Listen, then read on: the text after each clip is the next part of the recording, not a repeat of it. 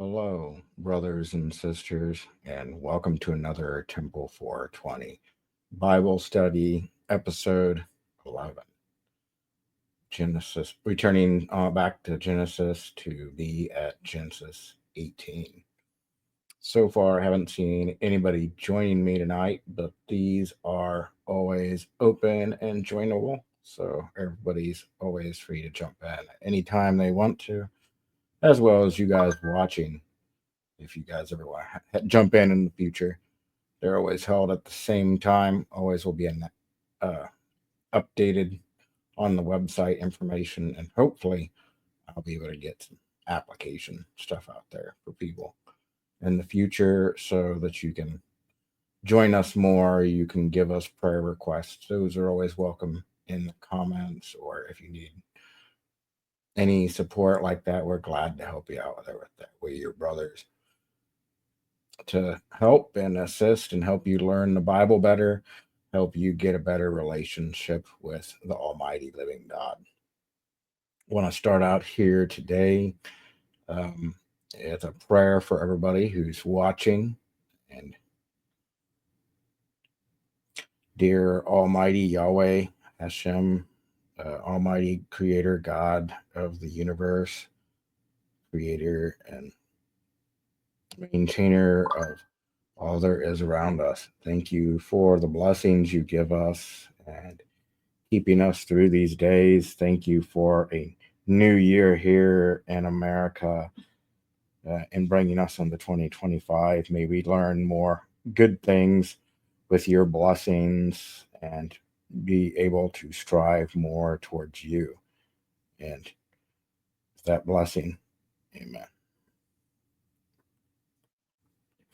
We're going to return back to Genesis 18. Where's my... There we go. I found and really liking the Kodesh scriptures, which, to my understanding, they go back to the the Aramaic, and then they also go back to restore the name of Yahuwah back in here, which a lot of times I've seen them break down and say that Yah is Yahuwah, Yahweh. I think he has all the titles because I think he's the God creator almost out there. So I don't think titles are that too bad, but I kind of like to see them restored and like to see the word back to where we looked back at it instead of going forward and saying, hey, let's a new revision so you understand what I'm saying better and stuff like that. Gets back to the original. Give us some Aramaic to English. Give us some Greek to English. Give us some Hebrew to English. That's why I also have the complete Jewish Bible, which you'll see here sometimes. And the Lamsa, because the Lamsa is also the Aramaic to English as well.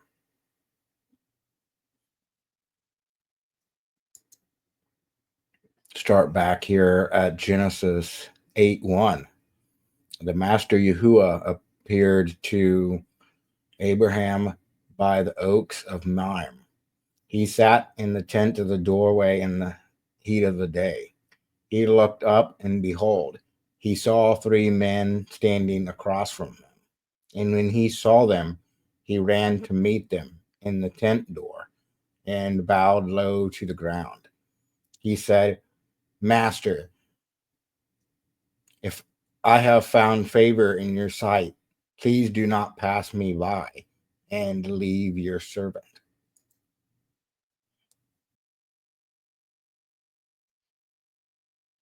Let a little water be brought.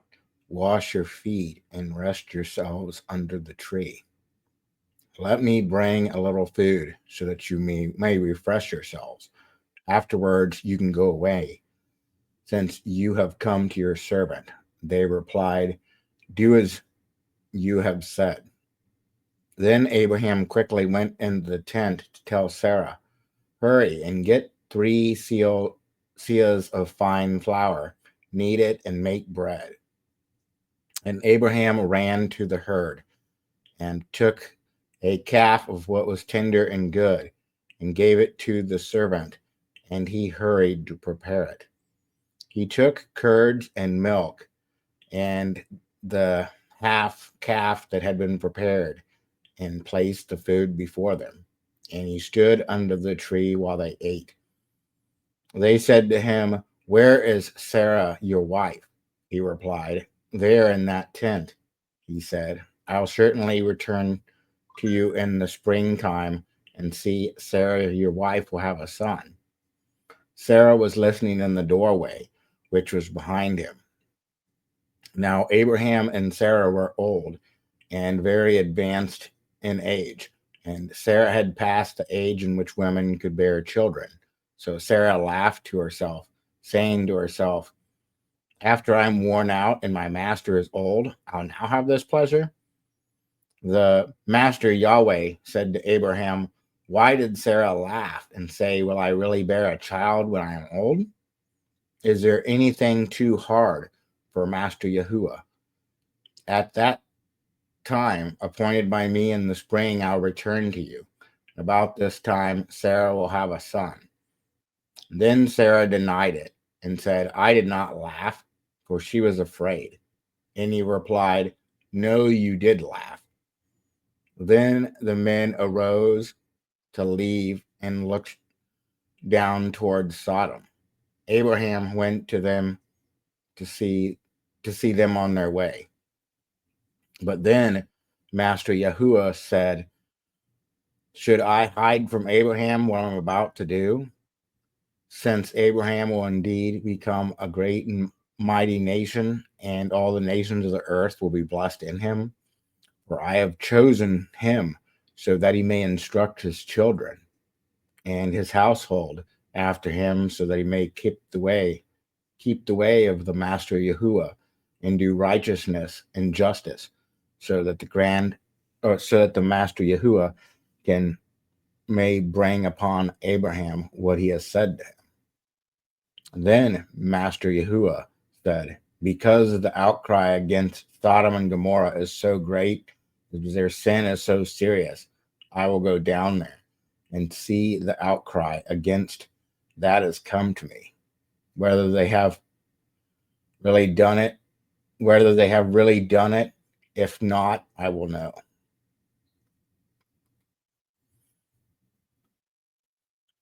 So the men turned from there and went towards Sodom. But Abraham remained staying before the Master Yahuwah. And Abraham approached him and said, "Will you sweep away the righteousness with the wicked? Perhaps there are 50 righteous within the city. Will you sweep it away and not spare the place for 50 righteous if they are there? Far be it from you do such a thing, killing the righteousness with the wicked, so the righteous shall be treated the same as the wicked. Far it be from you. I will not be the judge of the earth to do what is just." The Master Yahuwah said, "If I find in Sodom 50 righteous within the city, then I will spare the place for their whole sake."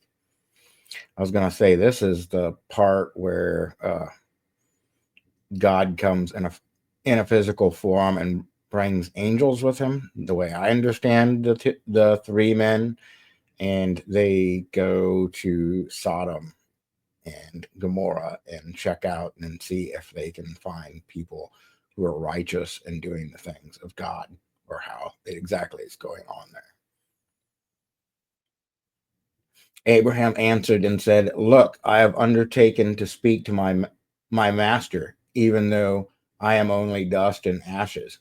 What if there are 5 less than 50 righteous? Will you destroy the whole city for lack of 5? Then he said, "I will not destroy it if I find 45. He spoke to him yet again. "What if there are only 40 found there?" Then he replied, "I will not do it for 40's sake. He said, "Please don't make me angry, master, so that I may speak.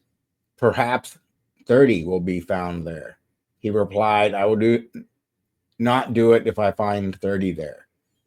He said, Look, I've undertaken to speak to my master, and perhaps 20 will be found there. He replied, I will not destroy it for 20's sake. He said, Please do not be angry with me, master, and I'll speak this one last time. Perhaps 10 will be found there. He says, I will not destroy it for 10's sake. And then the master Yahuwah went on his way as soon as he'd finished talking to Abraham, and Abraham returned home.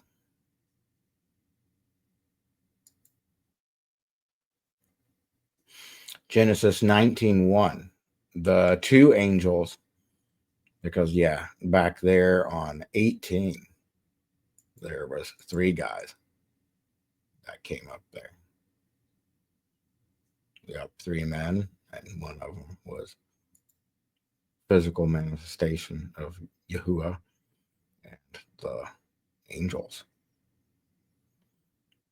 I can see that as we kind of had a discussion last week with there being a physical manifestation that could be a manifestation of Christ. I'm not exactly sure how God takes a body and then bears the body later. I don't think it matters for him because I don't think he exists within the time as we understand time.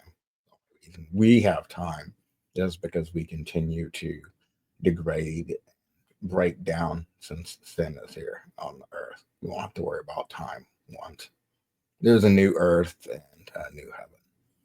But that's a discussion for one of these other days here. The two angels came to Sodom in the evening while Lot was sitting at the gate of Sodom. Lot saw them and arose to meet them and bowed down his face to the ground. He said, Please, my masters, I urge you to turn aside into your servant's house, stay for the night, and wash your feet. Then you can rise up early and go on your way. They replied, No, we'll spend the night in the town square. But he urged them strongly. So they went with him and entered into his house, and he prepared a meal and baked unleavened bread, and they ate. But before they lay down, the men of the city, the men of Sodom, surrounded the house, both young and old, and the men from every part of the city. They called to Lot and called to him, Where are the men that came to you tonight? Bring them out to us so that we may sleep with them. So Lot went out the door to them and shut the door after himself. And he said, I beg you, my brothers, do not act so wickedly. Look, I have two daughters who have not slept with any man. Let me, I beg of you, bring them out to you, and you do to them what is good in your eyes. Only do nothing to these men because they have come under the shadow of my roof. Let's see. I was thinking that one's definitely an odd one, but I think the emphasis that Lot is thinking there is for the protection of these people that he's serving and trying to help protect.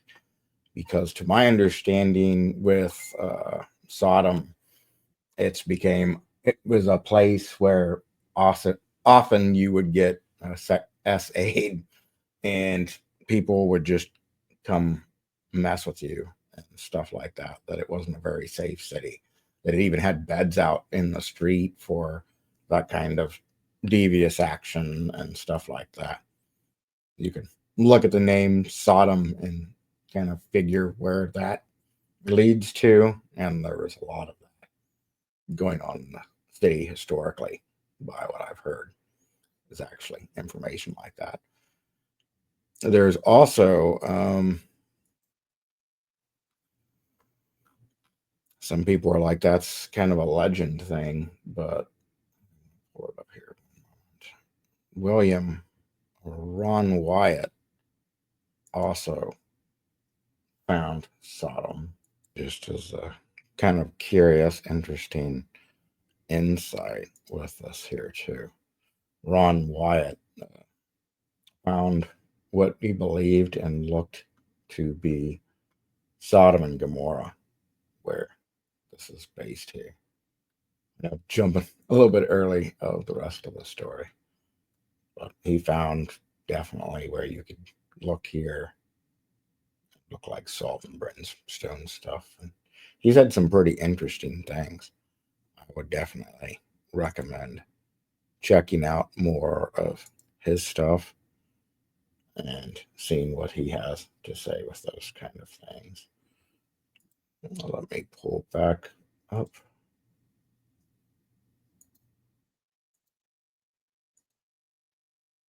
There we go.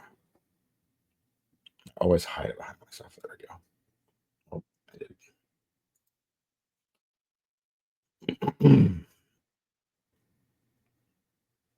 Let's see. And then at Genesis 19:9, they said, "Stay back." They also said, "This one has come here to live as a foreigner. Now he's become as our judge. Now he'll deal worse than them." And they pressed hard against the man, against Lot, and almost broke down the door. But the men reached out their hands and brought Lot into the house with them and shut the door. Then Lot's visitors were struck with blindness, the men who were outside the house, both young and old, so they became exhausted when they were trying to find the door. Then the men said to Lot, "Do you have anyone else here? Any sons in Torah, your sons and daughters, whoever in the city? Get them out of here."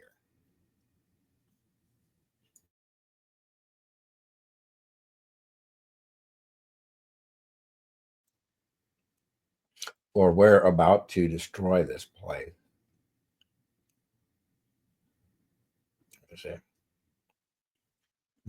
Because of the accusations against it before the master Yahuwah have become so loud, he has sent us to destroy it.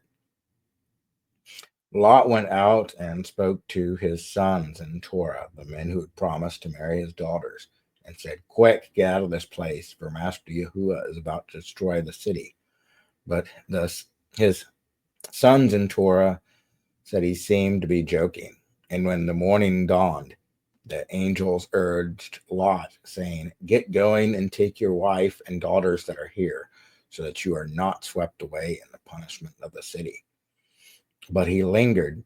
So the men grabbed his hand and the hand of his wife and his two daughters, because Master Yahuwah was merciful to him. They they brought him out and set them outside the city. And when they brought him, one of the men said, "Run for your lives. Do not look back or stay anywhere on the plain. Escape to the mountains so you are not swept away." Lot said to them, "No, please, my masters. Your servant has found favor in your sight, and you've shown me kindness by saving my life. But I cannot escape to the mountains because this disaster will overtake me and I will die. Look, that city over there is far enough to flee, and it is a little one. Please let me escape there. Is it not a little one, and my life will be saved?" And he said unto him, "All right, I'll be granting this request also, that I will not destroy that city which you had mentioned. Hurry, escape there, for I cannot do anything until you arrive there." Therefore, the city was called Zoar. The sun had risen upon the earth, and Lot reached Zoar. And then the Master Yahuwah rained down upon Solomon and Gomorrah sulfur and fire from the Master Yahuwah out of the sky. He destroyed those cities and all of the plain and all the inhabitants of the city and all the plants that had grown on the ground. But Lot's wife, who was behind him, looked back, and she became a pillar of salt. Abraham got up early in the morning and went to the place where he had stood before Master Yahuwah. He looked down towards Sodom and Gomorrah and towards all the land of the plain. He looked behind, he looked, and behold, smoke was rising from the land like the smoke of a furnace. So when Elohim destroyed the cities of the plain, Elohim called Abraham to mind. He sent to Lot out of the most midst of the destruction when he destroyed the cities in which God lived. But then Lot went up to Zohar from the mountains with his 2 daughters because he was afraid to live in Zohar. So he lived in a cave with his 2 daughters. The firstborn said to the younger, "Our father is old, and there's no man anywhere to sleep according with us according to the way of the world. Come with us and make our father drink wine, so we'll sleep with him, so that we may extend our father's line." So they made their father drink wine that night, and then the firstborn went and slept with her father. He did not know when she lay down, nor when she arose. The next day, the firstborn said to the daughter, "Listen, last night I slept with my father. Let's make him drink and wine also. So you should go sleep with him, so we may extend our father's line." So they made their father drink in that night, and the younger went and slept with him. He did not know where she lay down, nor when she arose. So both daughters of Lot were pregnant by their father, and they gave their firstborn son and named him Moab. He became the ancestors of the Moabites today. And the younger daughter also gave birth to a son and named him Ben-Emi. He became the ancestor of the Ammon today. Just one day end up good. Interesting. Every time I read through it and look, it gives me a little bit of different insight with that. And there's little things I go through and notice. Like, I didn't notice that it took God literally rescuing Lot, that these guys actually throw him out of the city, that these Torah and law betrothed to his daughters didn't pay attention. They thought it was a joke, and it's like, yeah, whatever, dude. And when it got morning time, they didn't show up. They thought it was a joke. So the angels were like, yeah, get out of here. And he lingers, and the angels grab his hand and in the hands of his daughters and like, no, dude, get out of here. And his wife. And then on the way, his wife ends up even looking back, and the city that Lot even asked to be able to hang out in, he ended up becoming too much of a wuss. Don't want to hang out there, and too much of a weakling.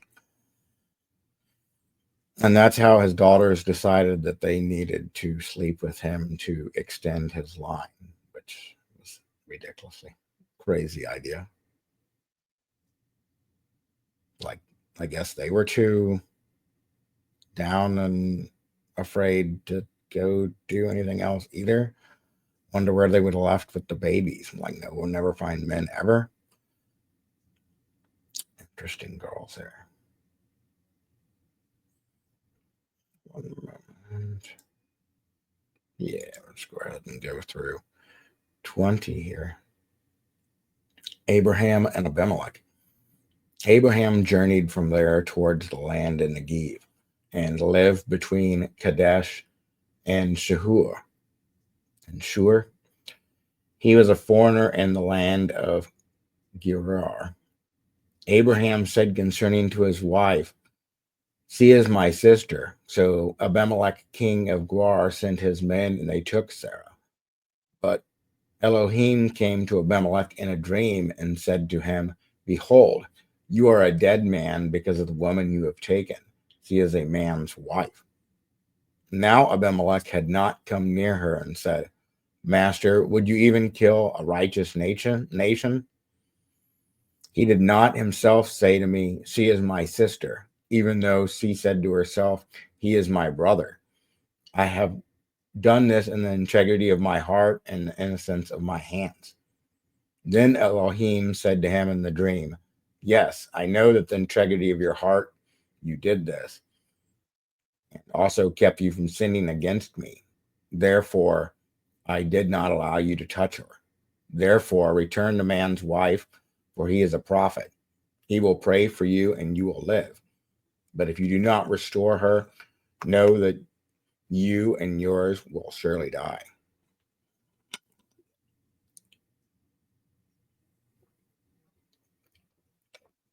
Once again, we see Abraham telling his wife to pretend that sees her, his sister,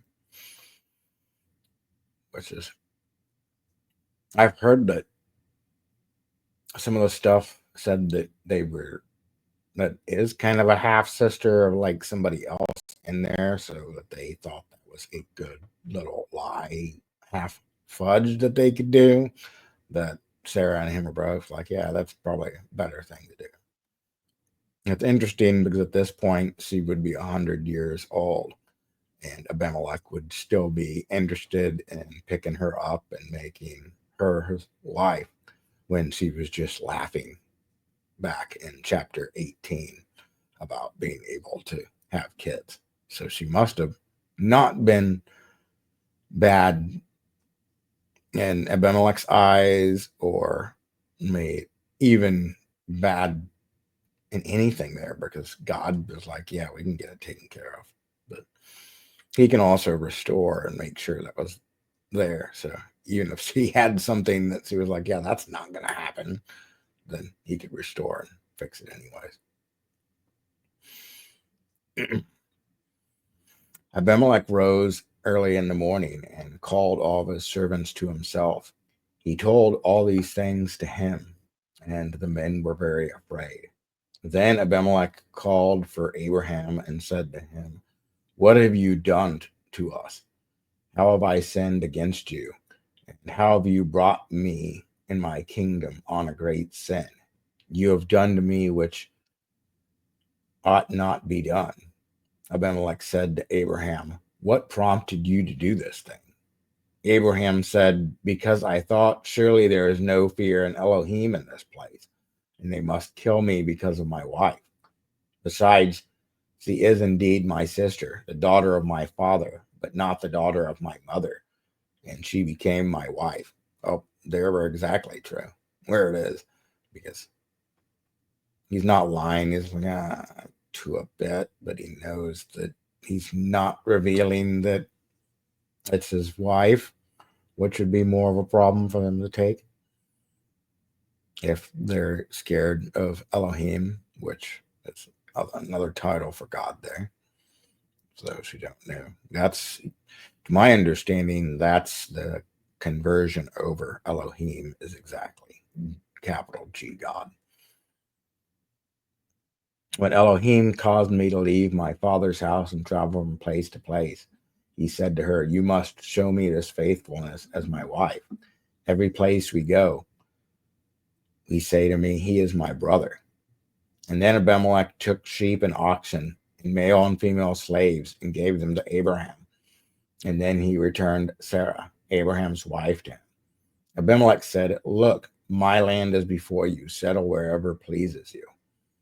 To Sarah, he said, look, I have given your brother 1,000 pieces of silver.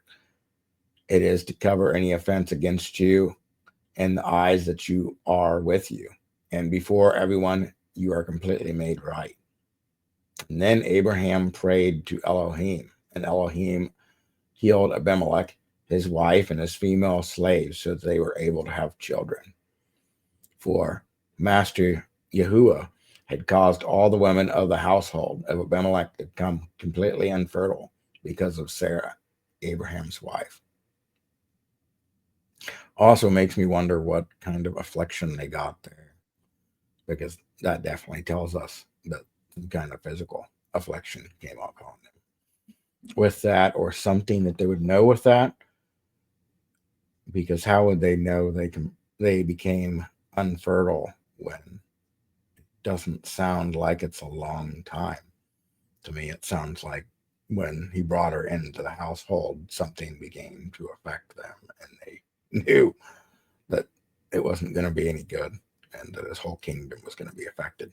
Especially since he came in a dream and he's like, oh, you're going to affect my whole kingdom. So there must have been something more in that he could see.